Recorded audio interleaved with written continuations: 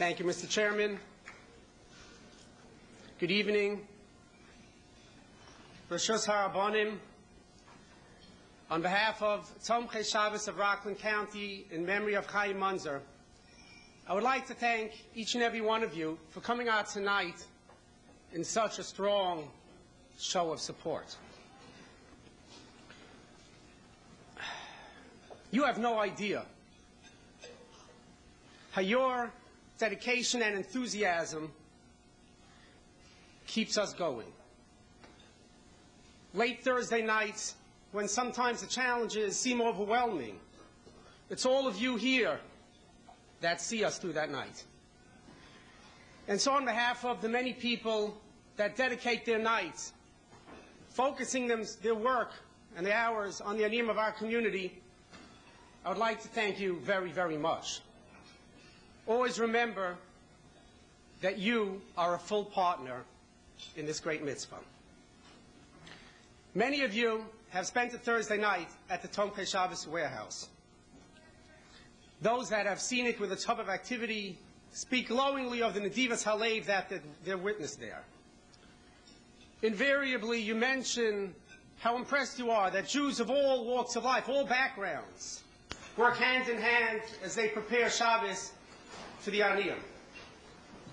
Some of you, though, have never joined Tomche Shabbos on a Thursday night for an evening of inspiration. And so tonight, I'm going to attempt to bring the warmth and exuberance of that Tomche Shabbos warehouse here to you. Here's a Mishnah in Masechta Shkolim that describes a single room in the Beis HaMikdash that is known as the Lishchas Chashoyim. Translated, that means the room of whispers. And the Mishnah Shkolim describes how this room functioned. If a Jew felt an overwhelming need to respond to his fellow Jew that was suffering, he wasn't sufficient just helping out a little bit here. He felt this tremendous need to accomplish more. He would go to that room in the Beis HaMikdash, to that Lishchas Chashoyim, which translated means the room of whispers. And he would leave anonymously a donation in that room. He didn't even get a tax. At some other time, just as anonymously, the poor person, the ani, he would go to this Lishchas Chashoyim. He would go to this room of whispers, and he would take from that room what it was he needed.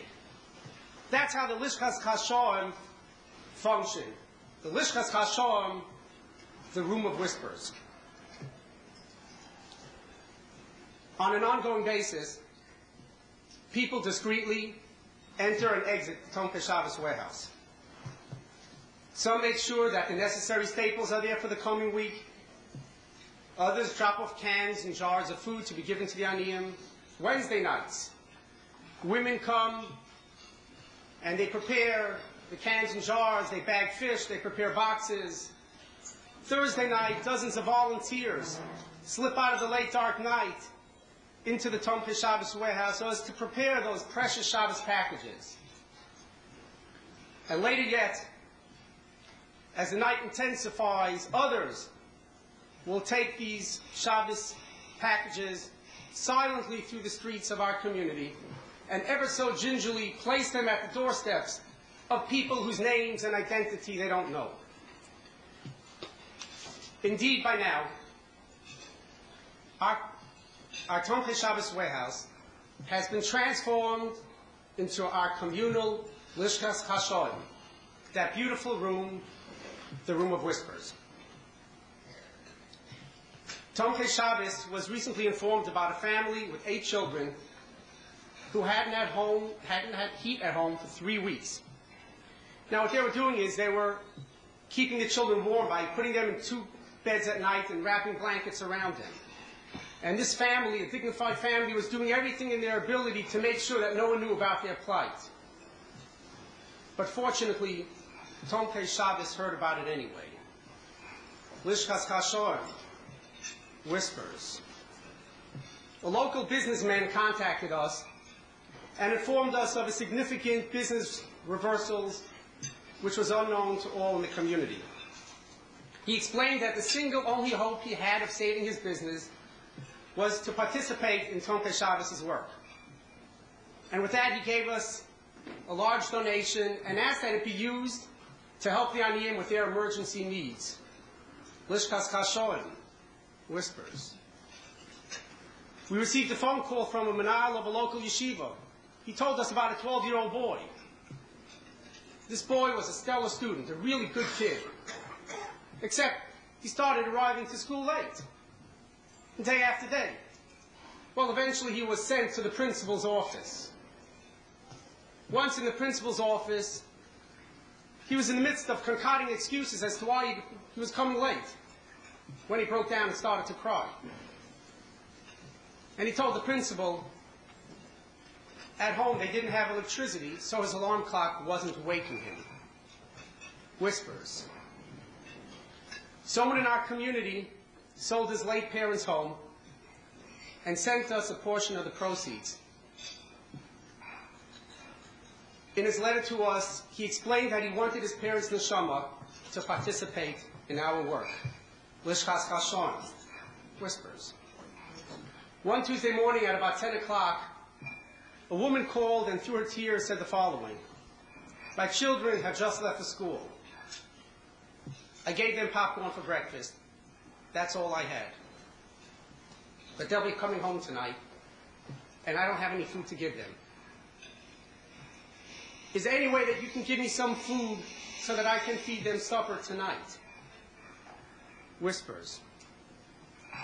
A woman walks up to the checkout counter at one of our local supermarkets, and she reaches for a $5 Tomche Shabbos coupon that we all know sits at these checkout counters. As soon as she hands that $5 coupon to the checkout, she's provided for that family. Glishkas Kashoy, whispers. We received a phone call from a woman who told us that her neighbor, in the dead of winter, borrowed 2 coats from her, one for her and one for her infant child. And she apologized and said she didn't own a coat. That night when the coats were returned, they were returned with such heartwarming thanks that one would think that this neighbor had saved her life. Whispers. Incidentally, as a direct result of that Misa, after we heard of that happening, we contacted a coat manufacturer.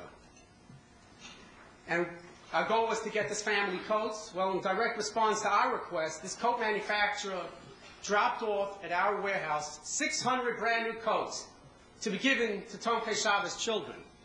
Lishkas Kashoim, whispers. We received recently the following letter from one of our recipients that reads, "Until we received the Shabbos package from Tomche Shabbos, we made kiddush on matzah and schnarred a few potatoes and onions to get some kind of cholent." Whispers. As I walk through our warehouse Thursday nights, I see a reflection of all the chesed that is centered in and around that room, and I am truly touched. For what is reflected by that room is all that is precious in Klal Yisrael. As I walk through the Tomche Shabbos warehouse, I realize that indeed I am in the Lishkas Kashoim, the room of whispers. About 2 weeks ago, we received the following letter. Now, this letter was written from a woman, I know the family well. It's a woman that lost her husband a few years ago, leaving her with 6 small children. Today, the children range in age from a 20-year-old girl that would like a shidduch down to an 8-year-old boy. The family has faced challenges, continued to face challenges that are impossible to describe. Often I wonder where they get the strength to continue. Her letter reads, "I'm leading a very unhappy life. I do not have money for food and other things for my children. On February 1st, I'll lose Section 8 and I'm getting thrown out of my apartment. I do not know how I'm going to pay for rent. Next week I'm having surgery. There are so many things happening to me. Maybe you know of a person to help me get on my feet. There is no one else for me to get in touch with. Please help me get my life in order so that I can have a happy life. And then she writes in big letters, please help me. Tonight, I'd like to respond to that letter. Dear Mrs. X, your situation is indeed difficult and concerns us all greatly. There will be times when life seems overwhelming. At those times, please try to remember that you are not alone.